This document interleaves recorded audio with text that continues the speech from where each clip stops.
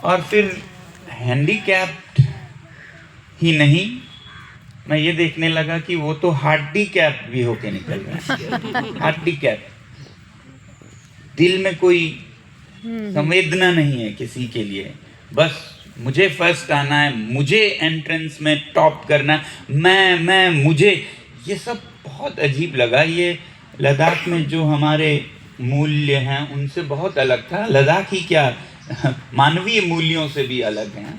सिर्फ दिमागी दिमागी दिमागी, ना हाथ है ना दिल है।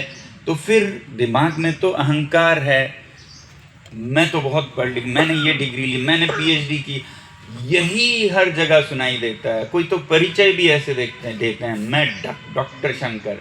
आप डॉक्टर शंकर नहीं है ना, आप तो शंकर जी हैं। डॉक्टर भी कर ली होगी आपने, मैं डॉक्टर हूँ, मैं, मतलब अहंकार से भरे हुए बड़े दिमाग और ऐसे सिकुड़े हुए हाथ, दिल उससे भी छोटा, तो फिजिकली डिफॉर्म्ड। आप सोचिए कैसे, जिसका सर इतना बड़ा हो, हाथ इतने छोटे हो और सीना इतना छोटा हो, कैसे बच्चों को हम बड़ा कर रहे हैं जो डिस्टॉर्टेड, डिफॉर्म्ड, हैंडीकैप्ड, हार्डीकैप्ड।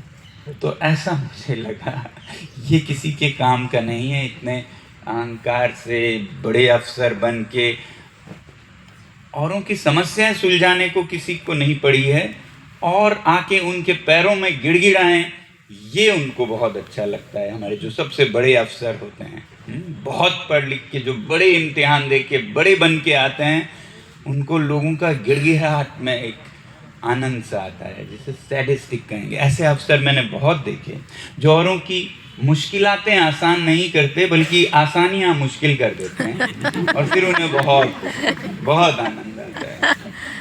सही है। तो वही बड़े लोग, पढ़े लिखे लोग, हाथों से बिल्कुल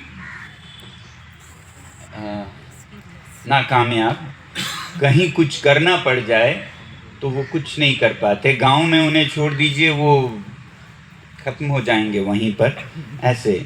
और फिर जैसा मैं कह रहा था, दिल में किसी के लिए दर्द नहीं है ऐसे। तो फिर हम लद्दाख में जब शिक्षा में सुधार कर रहे थे, तो हम यही कहने लगे कि सिर्फ दिमागी नहीं,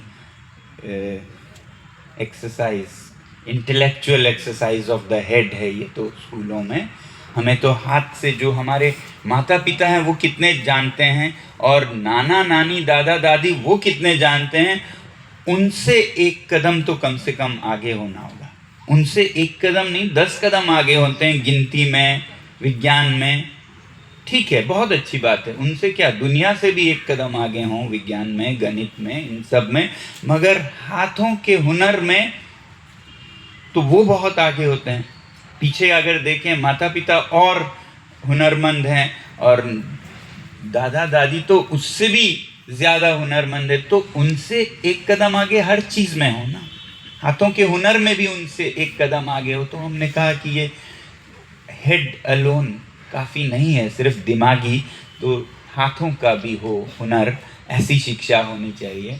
फिर हमें समझ आया कि सिर्फ हाथों से नहीं, हाथों से तो हम बहुत नुकसान करेंगे दिमाग का इस्तेमाल करके। कल मैं बता रहा था, ये हाथों का हुनर और दिमाग तो जेब कतरों का भी होता है, बहुत ही सफाई से अपना काम कर जाते हैं। तो इससे तो कोई अच्छी नहीं, बहुत बुरे, जो आपने ट्विन टावर्स पे बॉम्ब करना ये सब सुना, बहुत दिमाग लगाया गया, हाथों का बड़ा हुनर था। मगर दिल अपनी जगह ना हो तो बहुत नुकसान होगा, और तब तक होगा जब तक दिल करुणा से नहीं भरा होगा। तो इसलिए शिक्षा में ये भी होनी चाहिए, नहीं तो किसी काम की नहीं है। और अगर ये हो तो फिर दिमाग कभी गलत कामों में नहीं लगेगा, हाथ भी कभी, जिसका दिल अपनी जगह हो, heart in the right place हो, वो अपने हाथों का हुनर सबकी भलाई के लिए करे। तो इसलिए हम वहाँ पर पोस्टर बनाकर लोगों को गांव-गांव जाकर समझाने लगे, जिसे मैं उर्दू या हिंदी में कहूँ तो दिमाग 10 तो दिल कहता हूँ, 3 द। उसी तरह अंग्रेज़ी में कहें तो हेड हैंड्स एंड हार्ट, ऐसे ही लद्दाखी में। तो ऐसे हम लोगों को समझाने लगे कैसी शिक्षा होनी चाहिए, और लोगों के बल पे फिर सुधार लाने लगे शिक्षा नीति में। फिर किसी ने कहा यही बात तो गांधी जी ने कही, और तब मैंने पहली बार वर्धा का नाम सुना था, कहा वर्धा में उन्होंने कहा था। आज मुझे बहुत अच्छा लग रहा है, उसी वर्धा में मैं हूँ। आज से कोई 35 साल हो गए उस बात को, कि ये हेड एंड हार्ट उन्होंने कहा था, तो हमें बहुत अच्छा लगा। अब मैं थोड़ा आपको बताऊं क्यों ये ज़रूरी है। आज भी तो नहीं कहूँगा, आज ज़्यादा ज़रूरी है ये। बहुत लोग पूछते हैं आज कितने संदर्भिक हैं ये हेड एंड हार्ट, और आज न सिर्फ ज़्यादा संदर्भिक हैं, आज कैसे किए जा सकते हैं उस पे हम थोड़ा सोचें समझें, फिर मैं आप लोगों से बातचीत करूँगा। और क्यों ज़रूरी है ये, पता नहीं क्यों पिछले 300-400 सालों में शिक्षा एकदम दिमागी बन गई। हर चीज़ का इंडस्ट्रियलाइजेशन होने लगा, तो स्कूलों का भी इंडस्ट्रियलाइजेशन होने लगा। स्कूलों को भी ऐसे फैक्ट्री की तरह चलाने लगे, और यूरोप वगैरह में शायद वो बांट के चलाने लगे कि कुछ में से दिमागी कसरत वाले निकलें जो दिमाग लगाएं, कुछ में से हाथों के निकले जो हाथों से फिर चलाए उन्हें। दिल की तो ज़रूरत ही नहीं है, क्योंकि पूरे दुनिया पे राज करना है, कहीं पीटना है, कहीं मारना है, आगे जाना है, ऊपर जाना है, तो उसकी तो बात उन्होंने कभी सोची तक नहीं, मुझे लगता है। मगर ये जो दिमागी वाला है, 3 R's वाला, रीडिंग राइटिंग अरिथमेटिक वाला, वो कुछ ज़्यादा ही भारत में आया और हमारे लद्दाख तक आया, और हमारे अच्छे खासे लोगों को निकम्मा बना दिया। क्योंकि अब वो सिर्फ निकम्मा है नहीं सोचते हैं, मैं तो डॉक्टर सोनम वांगचुक हूँ ऐसा सोचते हैं वो। ये साथ में जो अहंकार भी आया, तो इससे वो खुद को भी नहीं देख पाते हैं कि मेरे हाथ कितने कुबड़े हैं, छोटे हैं, दिल कितना संकुचित है, सिर कितना बड़ा है, वो दिखता नहीं है। क्योंकि साथ में पैकेज में वो भी भेज दिया है कि आप सबसे अच्छे हो, सब आपसे नीचे हैं। तो जो भी हो, ये हमें आज की शिक्षा में दिखता है, पूरे भारत में दिखता है। सारे विद्यालय फैक्ट्रीज ऑफ द हेड, बड़ा करने के फैक्ट्रीज बन गए हैं, जिसमें हाथों की कोई जगह नहीं है। क्यों हम education, grooming of the body को ज़रूरी मानते हैं, या मैं जो सोचता रहा हूँ, देखता रहा हूँ, वो थोड़ा आपसे बांटूं। हम ये देख रहे हैं कि एक तरफ दो अलग अलग चीज़ों की तरह हम देख रहे हैं। एक तरफ हम देख रहे हैं कि स्कूलों में सिर्फ चर्चाएं होती हैं, लेक्चर्स होते हैं, लिखे हुए को नोट करना, फिर उस पर होमवर्क करके आना, इसी का ही इम्तिहान लेना, इसी के ही इम्तिहान और सर्टिफिकेट्स देना, सब कुछ कागज़ी सीख, कागज़ी इम्तिहान, कागज़ी डिग्री, ये सब होता जा रहा है। दूसरी तरफ हम ये देखते हैं कि बिल्कुल दूसरी तरफ, बिल्कुल अलग, हम ये देख कि युवाओं में बहुत पेचीदगियाँ हैं, खासकर टीनेजर्स में, युवाओं में। वो गुस्से होते हैं, वो तोड़ फोड़ कर देते हैं, वो रिबेल कर देते हैं, या फिर वो बहुत अपने आप में ही अंदर को गिर जाए, या विस्फोट करते हैं या कोलैप्स करते हैं, एक्सप्लोड करते हैं या इम्प्लोड करते हैं, डिप्रेस होते हैं, सुसाइडल हो जाते हैं। टीनेजर रेज, रिबेलियन, या फिर डिप्रेशन, या फिर उससे ड्रग्स, हर तरह के समस्याएं देखते हैं। मैं कई सालों से सोच में पड़ गया और देखने लगा कि क्या इन दोनों में संबंध तो नहीं है।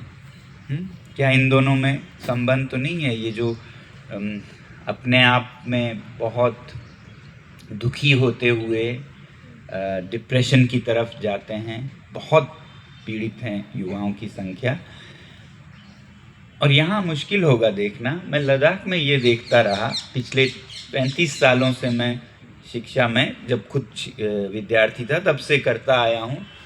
तो मैंने क्या देखा, जब हम ये विद्यालय बनाने लगे पहले तो हमने सरकारी स्कूलों में सुधार करके वो पास परसेंटेज बढ़ाया।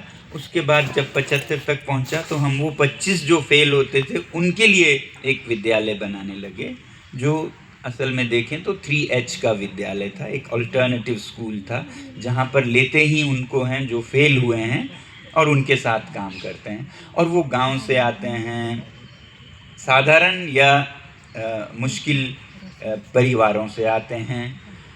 और फिर मैं ये देखने लगा कि ये कितने होनहार हैं, कितने उत्सुक हैं, कितने हुनरमंद हैं ये सारे बच्चे। इनको तो टॉप पे लाता मैं कहीं भी अगर वो होता।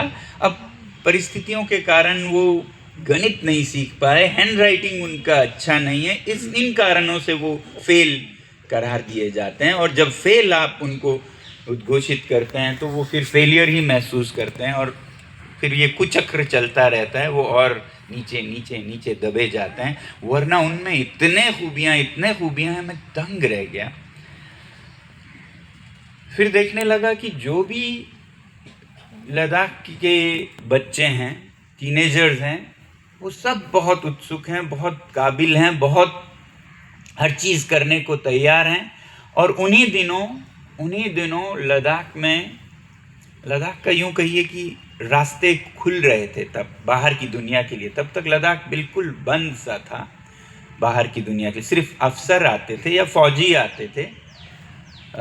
ये 70-80 के दशक तक 70-80 में खुलने लगे और कुछ देर बाद फिर विदेशी पर्यटक आने लगे और वो मुझे लद्दाख में ही दुनिया की खबर लाने लगे। मैं बहुत जिज्ञासु था, हर किसी का दिमाग कुरेद के परेशान कर लेता हूँ। अब आज शाम तक चला जाऊँगा इसलिए आप लोग बच जाएंगे। तो मैं कुरेदने लगा उन विदेशी पर्यटकों का कि कहाँ से आए हैं आप, क्या होता है वहाँ, आप फ्रांस से आए तो वहाँ क्या होता है, इतिहास क्या है, आजकल समस्याएं क्या हैं, पूछता तो वो हर कोई बताता। हम यहाँ भारत में अपने टेलीविजन्स पे चमकता तस्वीरें देखते हैं, glittering images, west is the best, हर चीज़ बेहतरीन है और हम कुछ भी नहीं है, हमें वैसा ही बनना है तभी हम विकसित कहलाएंगे। ये सब गांधी जी के बावजूद उन्होंने जो भी सिखाया शायद हम बहुत कम सीखे। मैंने तो यही देखा कि हर कोई पश्चिम की तरफ चौंधियाए हुए आँखों से, आंसू भरे आँखों से देखने वाले ही दिखते थे। तब मुझे हैरानी ये हुई जब मैं 70-80 के दशक में न्यूयॉर्क, लंदन, पेरिस से आने वाले टूरिस्ट से पूछने लगा। वैसे तो वो आके चले जाते थे, लोगों को उनके काले चश्मे और सुंदर जूते दिखते थे, मगर मैं कुरेद के पूछता था तो पता चला कि इन काले चश्मों और कपड़ों के पीछे असली हालत क्या है। तो वो सब तब बताते थे वहाँ बहुत गलत हो रहा है, सब कुछ गलत हो रहा है, सोशल फैब्रिक बिखर रहा है, पर्यावरण बिगड़ रहा है, एसिड रेन हो रहा है, ओजोन होल्स हो रहे हैं। ये सब मैं सुनता था और समझता था अच्छा तो अंत तो आपके रास्ते का भी कोई खास नहीं है। और दूसरी तरफ फिर वो सब बताते थे कुछ टीनेजर प्रॉब्लम्स के बारे में। टीनेजर वहाँ रिबेलियस हैं, टीनेजर एंग्री हैं, रिबेलियस हैं, डिप्रेस्ड हैं, ये सब मुझे समझ नहीं आता था। ये एक के बाद एक हर कोई टीनेजर्स का बहुत रोना रोते थे। और फिर मैं देखता लद्दाख में तो कोई टीनेजर का प्रॉब्लम ही नहीं है, कुछ भी कहीं भी ऐसा कोई तोड़ फोड़ या अंदर का गुस्सा या माँ बाप से झगड़ा, छोड़ के चले जाना, डिप्रेशन में चले जाना, ड्रग्स में उलझ जाना, ये क्या मैं सुन रहा हूँ? हर कोई यही बात कह रहा है। तो फिर मैंने सोचा ये शायद कोई रेशियल फर्क होगा, ये विदेशी हैं, इनके यहाँ कुछ ऐसा होता है, हमारे लद्दाख में तो कुछ ऐसा कभी देखा ही नहीं और देखा भी बिल्कुल नहीं था। सब टीनेजर्स का तो बहुत बड़ा भूमिका होता है लद्दाख के गांव में। उनके तो बहुत खास काम होते हैं। वो क्या करते हैं, कैसे घर में मदद करते हैं, खेतों में मदद करते हैं, गांव में मदद करते हैं, हर जगह उनकी तो बड़ी प्रशंसा होती है। नहीं भी हो तो निंदा नहीं होती है। तो ये क्या कह रहे हैं, टीनेजर्स को ये सब गालियां दे के जा रहे हैं। ये 70 की बात थी और यही सुनता सुनता 10 साल बीत गए, 15 साल बीत गए। मैं अपना काम करते रहा। फिर लद्दाख में जब रास्ते खुल गए, विकास आया, जैसे मैं कह रहा हूँ, पर्यटन बढ़ता गया, लोगों के पास आप खेती से गेस्ट हाउसेस और होटल्स आने लगे, नौकरियां मिलने लगे, खुल रहा था लद्दाख। बंद था पहले, बिल्कुल बंद था, एक तरह का पहाड़ों में खोया हुआ एक किंगडम था। तो खुलता गया। अब लेह शहर लद्दाख का है, वहाँ पर बहुत आप कहेंगे विकास होने लगा। लोगों ने खेती छोड़ दी, होटल हैं, गेस्ट हाउस हैं, ये नौकरी, वो पढ़ लिया, तो सब लेह शहर बदलने लगा। टेलीविज़न आ गया, जैसा शायद दिल्ली में होता है, छोटा सा वहाँ होने लगा लेह शहर में। फिर मैं कुछ आवाज़ सुनने लगा लेह शहर से कि ये आजकल के बच्चे बड़े अजीब हो गए हैं। वो कहीं तोड़ फोड़ करते हैं तो कहीं सुनते नहीं हैं, तो वो कहीं झगड़ा करते हैं तो कहीं खुद अपने आप में खो जाते हैं, दुखी हो जाते हैं। डिप्रेशन की बातें सुनने लगा। मुझे बहुत हैरानी हुई कि ये रेशियल, जिसे मैं सोचता था कि ऐसा तो लद्दाख में होता ही नहीं है, ये कुछ अंग्रेज़ों की बात होगी, यूरोप की बात होगी। अब वही चीज़ लद्दाख में, लेह में होने लगा और बिल्कुल हूबहू होने लगा। अब मुझे समझ आने लगा कि वो क्या बोल रहे थे। वही मैं देख रहा हूँ, सब घरों में बैठे हुए हैं, टेलीविज़न देख रहे हैं, स्कूल में जा रहे हैं, लेक्चर सुन रहे हैं, होमवर्क ला रहे हैं, टेलीविज़न देख रहे हैं, लेक्चर सुन रहे हैं, होमवर्क ला रहे हैं। उसके अलावा उनके ज़िंदगी में कुछ है नहीं। जैसे परिस्थितियाँ ऐसी बनती गई, लेह में ही मुझे पूरा नज़ारा लंदन का दिखने लगा। तो सोचा ये कोई रेशियल नहीं है, इसके पीछे और कारण हैं। जो परिस्थितियाँ उन्होंने बनाई हैं, जिसे विकास कहते हैं, उसकी तरफ हम जैसे जैसे पहुँचते जा रहे हैं, बच्चों का ये हालत होते जा रहा है। फिर मैं और बहुत सोच में पड़ा, तो थोड़ा सा, क्योंकि कह रहे थे कि शिक्षा पर थोड़ा गहराई में जाएं, तो मैं ये आपके सामने रखता था, आपसे चाहता था आपसे सुनूं, हम बात करें। तो फिर मैं खुद सीखता रहता हूं, तो सीखने लगा कि मानव जाति, प्रजाति कैसे विकसित हुआ, एवोल्यूशन कैसे हुआ। एवोल्यूशन को हिंदी में क्या कहते हैं? उत्क्रांति। उत्क्रांति। अच्छा, मानव जाति का उत्क्रांति कैसे हुआ, ये कहेंगे? या अलग अलग प्रजातियों का उत्क्रांति कैसे हुआ, ये शब्द मैंने नया सीखा। उद्भव नहीं, उत्क्रांति। चलिए, मैं अभी के लिए, देखिए, 2 की लड़ाई तीसरे की जीत, अभी के लिए इवोल्यूशन ही कहूँगा। फिर थोड़ा समझूंगा उत्क्रांति, उद्भव में, फिर उसके बाद मैं वो प्रयोग करूँगा। मगर अभी के लिए, क्योंकि भाषा का तो मतलब वो है ना, कम्युनिकेशन, तो इसलिए अभी के लिए इवोल्यूशन। तो ये समझने लगा कि एवोल्यूशन कैसे हुआ हमारा, या अलग अलग प्रजातियों का। तो हम जो बने हैं आज के जो आप मानव देख रहे हैं, एक दूसरे की तरफ देखिए, ये कल परसों की हालात के वजह से नहीं बने हैं। हम जैसे भी हैं, हमारे 2 हाथ हैं या आंखें इधर हैं इधर नहीं हैं, सींग तो है ही नहीं, ये सब ये आज के कारण नहीं हुआ, कल के कारण नहीं हुआ, 300 साल पहले जब औद्योगिक क्रांति आई उसके कारण नहीं हुआ। ये तो 3 लाख या 30 लाख सालों से बदलाव थोड़े थोड़े आते गए, उत्क्रांति या उद्भव होता रहा, एवोल्यूशन होता रहा, उसके वजह से हुई। तो जो आज हम हैं वो आज के कारण नहीं है, 500 सालों के कारण नहीं है, 5000 सालों के कारण भी नहीं है, ये 5 लाख सालों के कारण है जो आज हम हैं। तो फिर मुझे याद आया एक बचपन की घटना। हाँ, अब मैं जोड़ूंगा इसे शिक्षा से, थोड़ा कुत्ते बिल्ली की कहानी लगेगी आपको। मेरे गांव में, मेरे घर में नहीं, पड़ोसी के घर में एक छोटा सा गधा पैदा हुआ। बहुत अच्छे लगते हैं मुझे छोटे गधे, और इसलिए कह रहा हूँ क्योंकि मेरे घर में नहीं थे गधे, मगर छोटा सा गधा था वो, मुझे बहुत प्यारा लगने लगा और देखता रहता उसे बढ़ता हुआ। फिर मैंने देखा कि और छोटे गधों की तरह मेरा छोटा गधा कुछ अलग सा जा रहा है। वो उठ नहीं पा रहा है, दौड़ नहीं पा रहा है और पड़ा रहता है। गोठ कहें कि जिसमें पशु रहते हैं, पड़ा रहता है, उठता ही नहीं है। क्या कारण था पता नहीं, कुछ होगी, या वो आलसी होगा, पड़ा रहने लगा। आलसी होगा या उसकी माँ ने कहा होगा तू यहीं बैठ, याद कर अपने लेसन्स। तो वो पड़ा रहने लगा, और फिर जब पड़ा रहता तो उसके जो खुर हैं ना, खुर कहते हैं ना, धीरे धीरे उसके खुर लंबे होते गए और गधों से वो अलग होता गया। उसके खुर लंबे होते गए, आप समझ रहे हैं? 3 इंच 4 इंच का खुर होता है, वो 5 इंच होने लगा, 6 इंच होने लगा। वो पड़ा ही रहता, बाकी गधे तो दौड़ रहे थे हर जगह।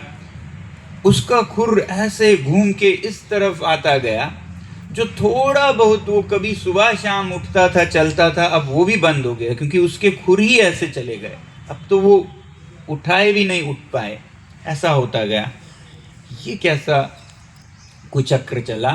क्योंकि वो उठा नहीं इसलिए उसके खुर बढ़े, क्योंकि उसके खुर बढ़ते गए इसलिए वो उठा नहीं, क्योंकि वो उठा नहीं इसलिए उसके खुर बढ़ते गए, क्योंकि उसके, ये तो मैं चलता ही जाऊंगा। इसको क्या कहते हैं? Vicious cycle, कुचक्र।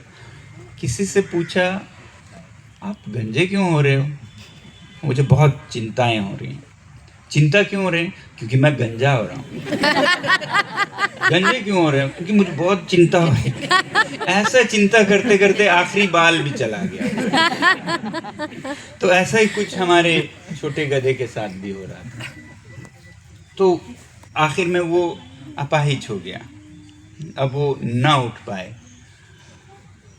एक तो ये देखा, फिर हाल में, ये तो बचपन में देखा, याद आया, फिर हाल में पढ़ा, ये जो चूहे होते हैं ना,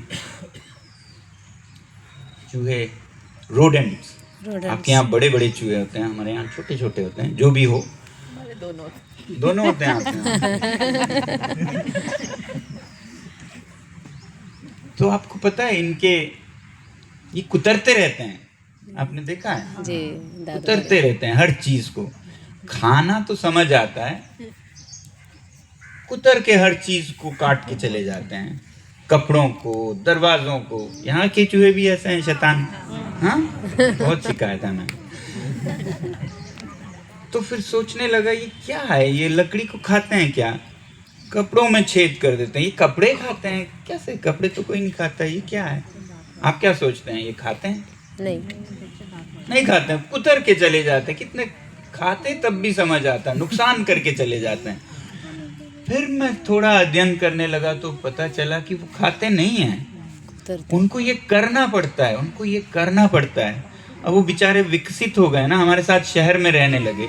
वो बने थे गांव के लिए, जंगल के लिए, और जंगल के लिए वो बहुत अच्छे डिज़ाइन के थे। उनका डिज़ाइन, क्या कहना, उनका डिज़ाइन सोचिए आप। उनको जंगल में ये जो क्या कहते हैं, बीज और ये अखरोट, नट्स, ऐसे सख्त सख्त चीज़ें खाना होता था, और खाते खाते उनके दांत खत्म हो जाते थे, इतने सख्त कि दांत खत्म हो जाए। फिर कुदरत ने डिज़ाइन, इसलिए कहता हूँ, इतनी खूबसूरत डिज़ाइन, ऐसा डिज़ाइन दिया, उत्क्रांति से, उद्भाव से या एवोल्यूशन से लाखों सालों में ये क्षमता प्रदान की उनको, आप कहिए भगवान ने, अल्लाह ने या नेचर ने, कि जैसे जैसे उनके दांत घिसते जाएं उतना उनका उगता जाएगा, जितना घिसे उतना उगे, जितना घिसे उतना उगे। ये तो मतलब AI से भी बहुत आगे की बात।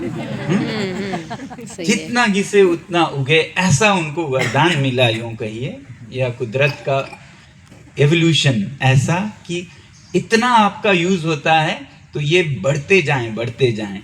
तो इसलिए अब वो शहर में चले आए, वो चूहे गलती कर। तो एक बात तो ये मैंने पाया। तो मैं बच्चों को कहानियों में बताता हूँ। एक चूहों का समुदाय था, एक चूहों का समुदाय था। बहुत मेहनत से खाते थे जंगल में, कहीं ये गुठली वो बीज खाते थे। तो फिर चूहों के सरदार ने उस समुदाय के कहा कि ये तो बहुत मुश्किल वाला है, मैंने कुछ पाया है उन पहाड़ों के पीछे, मैं तुम्हें वहाँ ले जाऊँगा। वहाँ पे कोई मेहनत नहीं करनी है, वहाँ पे मक्खन का एक गुफा है, मैं तुम्हें बटरलैंड ले जाऊँगा। बटरलैंड, ऑफ वी गो टू बटरलैंड। तो चूहों को सरदार ने चूहों को लिया अपने साथ। We go to Butterland, we'll be developed, we won't have to do any of this, we'll just sip, lick and eat butter all day, every day. No more hard work. We want development. We want progress. तो सारे चूहे उसके पीछे गए, बटरलैंड बटरलैंड।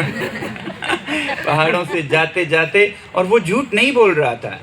बाद में एक ऐसा गुफा आया, ये मैं कहानी बनाते बनाते आपको सुना रहा हूँ, तो इसलिए तो बीच में, पहाड़ों के बीच में एक सच में गुफा आया जिसका एक ही दरवाज़ा था, उसमें से बाहर नहीं जा सकते थे। अंदर गए और बोले यहाँ से तो बाहर भी नहीं जा सकते, कहाँ लाए हो तुम? बोला मैं तो तुम्हें बटरलैंड ही लाया हूँ, आओ मेरे साथ। गए गए गए, सब सोचने लगे ये झूठ बोल रहा है, मगर सच में बटरलैंड निकला। वहाँ तो पूरी खाई है मक्खन ही मक्खन के। तो सब ने उनको बहुत प्रशंसा की, आप सच में मार्गदर्शक हैं, हमें यहाँ लाए, हमें विकसित किया, हमें हमारी सारी तकलीफ़ें दूर की। मगर एक समस्या थी, समस्या ये की थी कि चूहों के सरदार ने तो आज का विकास किया, मगर चूहों के शरीर बने थे लाखों सालों से। तो उनको वो सख्त गुठलियाँ ज़रूरी थी। खाते रहे बटर, पता भी नहीं चला, ये तो शुरू में तो उन्हें इसकी ख्याल भी नहीं आई। खाते रहे बटर, खाते रहे। अब क्या देख रहे हैं कि इतने बड़े बड़े लंबे लंबे उनके दांत ऐसे घूम के उनके गले में जा रहे थे, इधर को ऐसे जा रहे थे। अब धीरे धीरे वो बटर खाने के लिए भी मुंह नहीं खोल पाए, ऐसे बंद हो गए उनके। ये सच है, वैज्ञानिक है। आप किसी भी चूहे को अपने घर में जो है उनको एक उसमें रखिए, मक्खन दीजिए, 1 साल के लिए दीजिएगा नहीं, मुझ पे यकीन कर लीजिए। ऐसा विकास उनका कृपया ना कराइएगा, ना कराइएगा उनका ऐसा विकास। तो धीरे धीरे आप देखेंगे उनके मुंह बंद हो जाएंगे। वो 1 साल में सारे चूहे मर गए। बटरलैंड में उनकी कफन अभी भी देखने जा सकते हैं, दफन जहाँ हैं वो उनके। तो उनके सारे मकबरे बन गए, सब शहीद हो गए विकास के रास्ते में, उनके सब ये हो गए। तो फिर समझ आया मेरे छोटे गधे का क्या हो रहा था।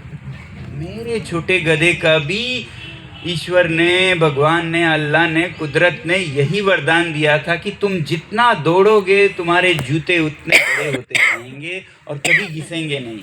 पता नहीं क्यों भगवान ने हमें नहीं दिया ऐसा, हमें जूते बदल बदल के पहनने पड़ते हैं, है ना? नहीं, तो गधों को ये नहीं है, ना ही घोड़ों को।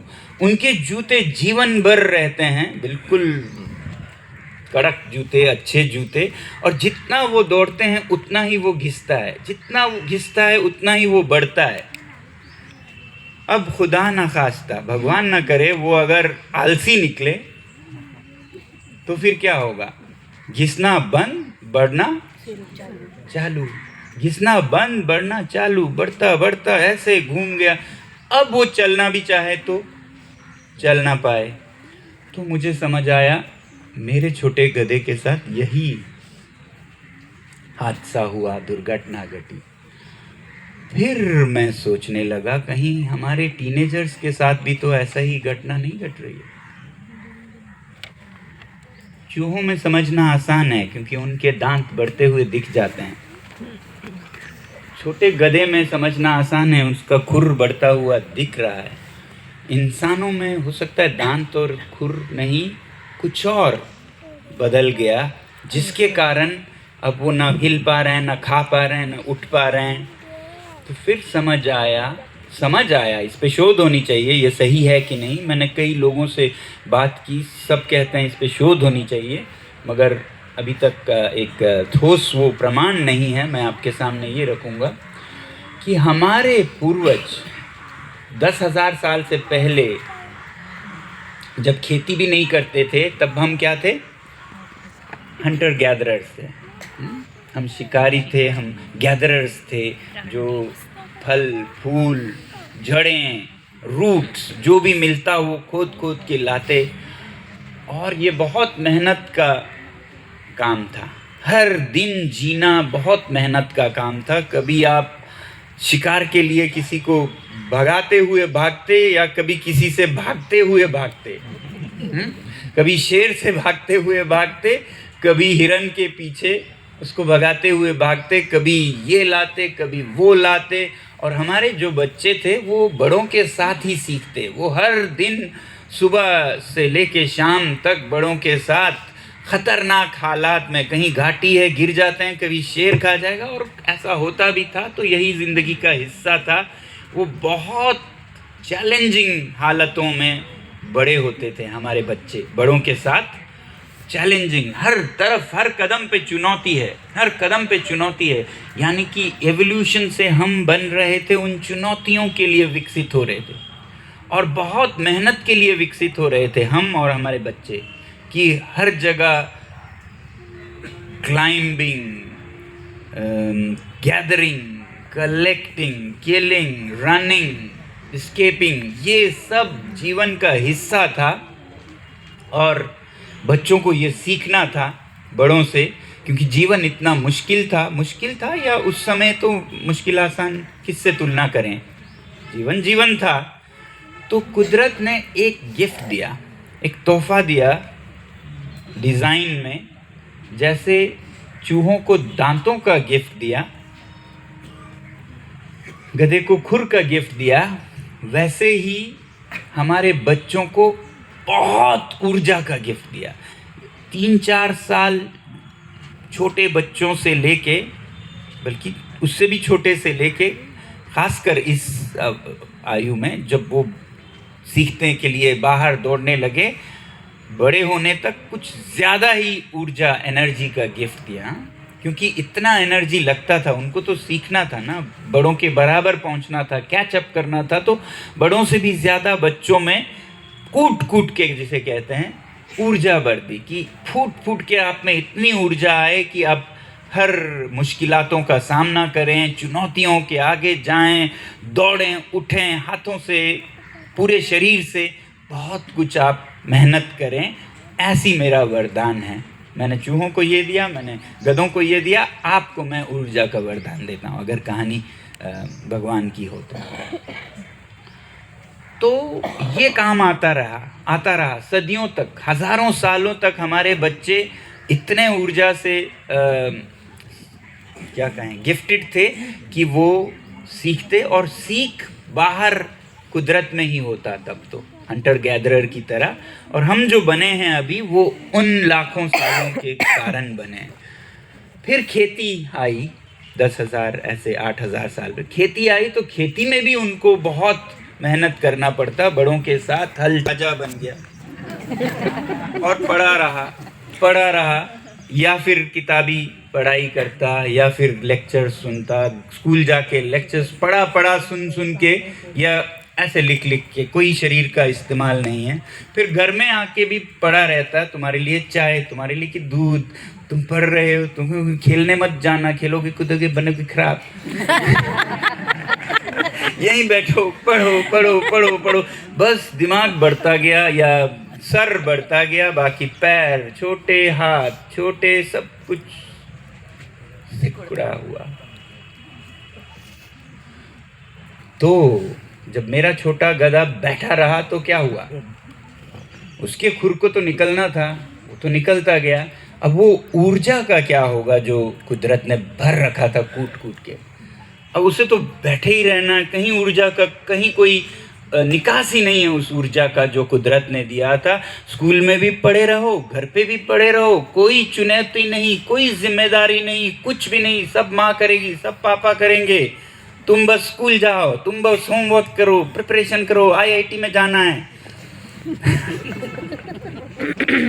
सही है ना। तो वो खुर निकलने लगे, वो दांत निकलने लगे, वो एनर्जी निकलने लगी, और फिर वो एनर्जी, वो ऊर्जा अब सही तरीकों से निकलने का रास्ता नहीं रहा तो गलत तरीकों से निकलने लगा। अब वो रेज, रिबेलियन, झगड़ालू, बागी, बगावत, तोड़ फोड़, कहीं मेज तोड़ो, कहीं कुछ तोड़ो, या फिर इतने इम्प्लोड हो जाओ, एक्सप्लोड नहीं तो इतने इम्प्लोड हो जाओ कि अपने आप में ही अपना ही जान लेने पे तुल जाओ, या फिर किसी और रास्ते से ऐसे तत्वों को सेवन करो जिससे कि आप इस दुनिया से बाहर एस्केप कर सकें।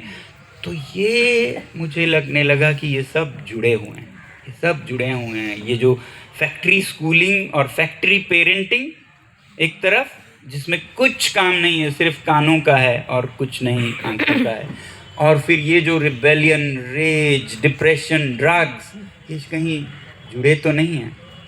तो फिर उसका आंसर भी तो क्या हो सकता है कि दोबारा से आप अलग संदर्भ में फिर दोबारा वही परिस्थितियां दें जो जिसके लिए हमारा शरीर, हमारा दिल दिमाग बना हुआ है, वो परिस्थितियां फिर लाएं। पूरा नहीं ला सकते हैं आप, हूबहू तो कैसे लाएं, वापस जंगल में हंटिंग गैदरिंग करने की तो बात नहीं है, मगर घर में भी जिम्मेदारियां तो दे सकते हैं ना, काम दे सकते हैं, जिम्मेदारी दे सकते हैं। स्कूल में भी तो पूरा दिन लेक्चर सुनते हुए किसने कहा आपको रखने के लिए, चाहिए बाहर। जो फोटोसिंथेसिस आपने किताब में पढ़ा वो बाहर खेत में कराई, उसके लिए हल जोतिए, खोदिए, बीज लगाइए, पानी दीजिए, जिम्मेदारी लीजिए। तो वो चुनौतियों भरा जीवन अभी भी कर सकते हैं और उसकी ज़रूरत है। हम सोचते हैं वो सारी चुनौतियां हटा दी, मेहनत हटा दी, विकसित हो गए। विकसित नहीं हुआ, बटरलैंड हो गया है। और बटरलैंड में हम ना चाहते हुए भी फंस जाएंगे। तो ये शिक्षा सिर्फ का नहीं, पूरा लाइफस्टाइल, पूरा जीवन ये विकास के बटरलैंड में, दलदल में, मक्खन के दलदल में हम फंस से गए हैं। बच्चों के साथ तो ये हो रहा है, रेज, रिबेलियन, क्योंकि टीनेज में या चिल्ड्रन में इतनी ऊर्जा भर दी गई है, वो फूट के निकल रहा है। बड़ों में विजिबल है, मेरे गधे के खुर की तरह, चूहे के दांत की तरह, आंखों से दिखता है, हाथ से छू सकते हैं आप। समझ आया आपको? वो इधर दिख सकता है। मोटे इतने होते जा रहे हैं हम कि हमारी रक्त की नलियां बंद हो रही हैं, इतने हर तरफ से प्रेशर आ रहा है। तो वो दांत और खुर की तरह ही है। जब हमारा लाइफस्टाइल ऐसा रहा नहीं कि दौड़ें, करें, खेती करें या जो भी उठाएं, बोएं, ये कुछ नहीं है, हमने सब कुछ बटन पे किया है, तो अब खुर निकले जा रहे हैं, दांत निकले जा रहे हैं, वही हमको मार रहा है। आज दुनिया का नंबर 1 किलर यही है, लाइफस्टाइल डिजीजेस जिसे कहते हैं, blood pressure, heart attack, arteries choke हो जाना, स्ट्रोक हो जाना, ये सब बिल्कुल वही चूहों के दांत हैं और गधे के खुर हैं जो हो रहे हैं। ये तो बड़ों का हुआ। शिक्षा में मैं बात कर रहा था। शिक्षा में ये जो ऊर्जा है वो है ना, गिफ्ट है, उसे आप दबाएं भी नहीं दबेगा। और क्यों ना इसको इस्तेमाल करें, इसको चैनलाइज करें और बहुत कुछ करें उसके साथ। आज सिर्फ बचा है, अगर कुछ थोड़ा सा बचा है तो वो स्पोर्ट्स है, जिसके लिए हमारा शरीर बना था। वो थोड़ा सा प्रयोग में आता है स्पोर्ट्स है, और जो स्पोर्ट्स में है फिर वो इनमें नहीं फंसते हैं या बहुत कम फंसते हैं। इसलिए बहुत बार स्पोर्ट्स को as an option to deal with drugs and वो किया जा रहा है बहुत जगहों पे। तो इससे दिखता है कि असल में हम वही रिक्रिएट करने की, उनको भी नहीं पता होगा स्पोर्ट्स क्यों, मगर हम वही रिक्रिएट करने की कोशिश कर रहे हैं जहाँ से हम आए हैं, उत्क्रांति से, उद्भव से, इवोल्यूशन से। तो वही, तो फिर क्यों ना हर स्कूल में वही रिक्रिएट करें हम। तो इसलिए जैसे आनंद निकेतन का विद्यालय है, क्योंकि लोग भटक गए हैं इस समझ से कि कैसे बच्चे बड़े होते हैं, कैसे दुनिया थी हमारी जिसके लिए हम बने हैं, और आज वही होना चाहिए। क्योंकि वो नहीं समझ पाते हैं, वो ये विद्यालय पता नहीं गांधी जी ने क्यों ऐसा बनाया, हमें तो ये एकेडमी, वो कैम्ब्रिज, वो आईबी, वो करना है, ये करना है। हम अपने ही मूल्यों को कदर नहीं कर पा रहे हैं, जो खोज था। तो इसलिए जो नई तालीम का हैंड्स है वो सिर्फ एक हाथों के हुनर के लिए नहीं है, स्किल्ड इंडिया के लिए नहीं है कि वो हम कुछ फैक्ट्री में जाके ये बनाएं, वो भी बना पाएंगे, वो तो बाय प्रोडक्ट होगा। ये हमारी ह्यूमन नीड है। जैसे हमें हवा पानी चाहिए, बच्चों को ऐसे हालात चाहिए जिसमें उनका पूरा वजूद लग जाए। तो चुनौतियाँ, हाथों का मेहनत, जैसे गांधी जी कहते थे बिना 2-3 घंटे के मेहनत के आपकी कोई भी विकास नहीं है जिसके लिए आपने मेहनत नहीं की हो। तो इसका संदर्भ बच्चों के बढ़ने में, ग्रूमिंग में इसलिए भी ज़रूरी है क्योंकि हम थे ही उसी के लिए बने हुए। तो इसलिए हर विद्यालय में ऐसा होना चाहिए कि बगीचे में काम करें या जाके समुदाय में काम करें।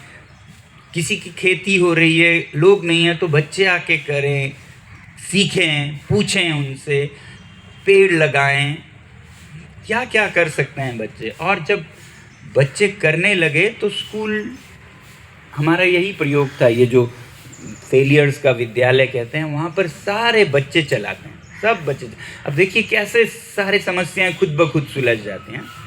बच्चों ने ही उस स्कूल को बनाया, ईंट करके भी बच्चे बराबर थे, नहीं ऐसा नहीं कि बच्चों ने ही बनाया, उन्होंने भी मिलके बनाया। उसमें उनकी सारी ऊर्जा जाती थी, पानी लाओ, पत्थर लाओ, मिस्त्री को बुलाओ, कल का प्लान बनाओ। तो उसमें उन्हें वो चुनौती भी मिलता है और वो निकास ऊर्जा का। और फिर जब विद्यालय बन गया तो और एक चुनौती हो गया, अब क्या करें ये तो बन चुका है, अब इसे चलाएं कैसे। हाँ, ये तो बहुत आबादी से दूर है, कोई भी गांव इतना पास नहीं है, तो इसे हम एक देश की चलाते हैं, देश की तरह चलाते हैं। चुनाव कराते हैं, आपकी सरकार बनेगी, वो सरकार चलाएगी सब कुछ। आप इस छोटे देश के आप राजा हैं या प्रधानमंत्री हैं, आप पूरा वो करोगे, आपके साथ टीम ये है। और फिर वो सब कुछ देखने लगे, खेती के ये हैं इंचार्ज, डेयरी के ये हैं, बिजली के वो हैं, पानी के ये हैं, कोई अतिथि आए तो उनके ये हैं, परियोजनाएं ये बनाएंगे। हर 2 महीने सरकारें बदल रही हैं, अब उनको कहाँ है समय रिबेलियन और रेज का। वो तो बिल्कुल मगन है, मैंने तो ये करना है, मैंने तो वो करना है, कल का प्लानिंग ये है, वो सब कर रहे हैं, मैंने तो अपना शासन 2 महीने का सबसे अच्छा चलाना है। इसमें उनकी सारी ऊर्जा जाने लगी। कहीं फिजिकली वो गाय के साथ बगीचों में कर रहे हैं, और न सिर्फ उनके जो रेज रिबेलियन का उससे हिसाब हो गया, निकास हो गया, बल्कि टीचर्स को अब सबसे अच्छा है, आराम से बैठो, वो कर रहे हैं तो हम प्लानिंग करते हैं, क्या करते हैं, कहाँ ले जाते हैं घुमाने के लिए, क्या दिखाते हैं। आप सुनेंगे स्कूलों में जाएंगे तो हमें तो सिलेबस ख़त्म करना है, हमारे पास तो समय ही कहाँ है, ये करने को हमारे पास कहाँ है, वो करने को हमारे पास कहाँ है। मुझे ये ऐसा लगता है जैसे अंधेरा कमरा हो और कोई चाबी ढूंढ रहा हो, अंधेरे में चाबी ढूंढ रहा है, और आप कह रहे हैं अरे बिजली जला दो ना, क्या अंधेरे में ढूंढ रहे हो। वो कह रहा है नहीं मेरे पास समय नहीं, मुझे तो ढूंढने दो, चाबी ढूंढने की फुर्सत नहीं, तुम कहते हो बिजली जला।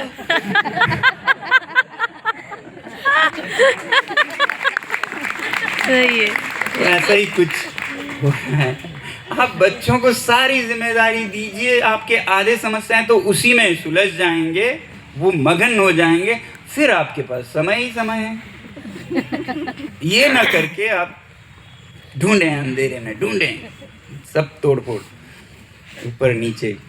तो ये शायद जुड़े हुए हैं, इसीलिए बहुत मायने रखता है। जब दादी जी ने हाथों की शिक्षण की भी बात की, तो ये सिर्फ हुनर के लिए नहीं, बल्कि वो बने ही इसलिए हैं। वो परिस्थिति दीजिए, वो बहुत अच्छा करेंगे। उनके ऊर्जा को निकास चाहिए और हमें आराम से क्रिएटिवली पढ़ाने की समय चाहिए, ये सब निकलेगा। ये मैं आप लोगों के सामने रखना चाहता था आज, थोड़ी गहराई में जाके। मैं जैसा कह रहा था, इस पे शोध होना चाहिए, मगर ये एक हाइपोथेसिस सा है कि ये जो सोसाइटी में यूथ के साथ हो रहा है, ये बहुत रिलेटेड हो सकता है कि हमने क्या उनकी ज़िंदगी, उनके टीनेज को, उनके चाइल्डहुड को बना के रखा है। वो बदल दें तो शायद ये भी साथ में बदल जाए। हाइपोथेसिस ये फ़िलहाल मैं रखता हूँ ताकि हम